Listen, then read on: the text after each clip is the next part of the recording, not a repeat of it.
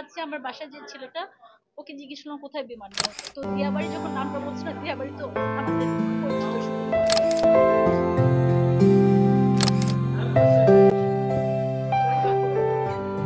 এই জন্য কথা বলা যাচ্ছে না। প্লিজ যদি একটু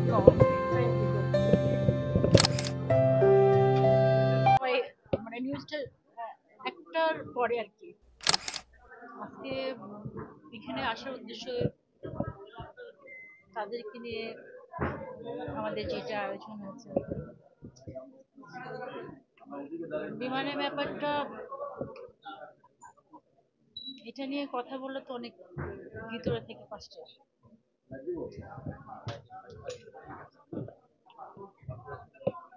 এখন কিছু অ্যাক্সিডেন্ট থাকে না, যে যেটাকে আসলে কোনো অ্যাক্সিডেন্টই মানা যায় না, কিছু থাকে যেটা নেওয়া যায় না। মেনে নেওয়াটা একটা কথা, আর নেওয়া যায় না আরেকটা কথা।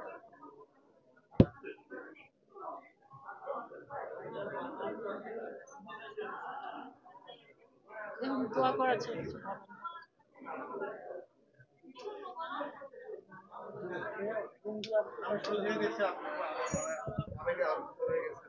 না এইটা আমি নিয়ে, কিন্তু আমি এটা কিন্তু নিয়ে শুরু থেকে আমি নিজেই কোনো ভিডিও দেখিনি, আমি নিতে পারছিলাম না এই বিষয়টা। মানে আমার কাছে এতটা মানে মর্মান্তিক লাগছে, এবং আমি ওখানে কিন্তু গেছি, কিন্তু আমি আসলে নিতে পারতেছিলাম না। ফেসবুক আমি কিন্তু বন্ধ করে রাখছি, নিতেই পারতেছিলাম না, না। আমি তো ফেসবুক ব্যবহার করি না।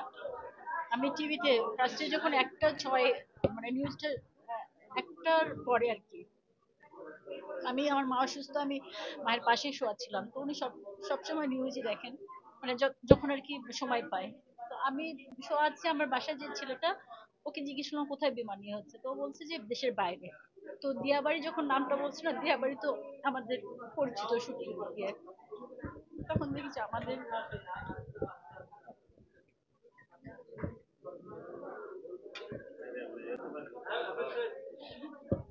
সবাই দোয়া করবে। এটা নিয়ে কথা বলা যাচ্ছে না।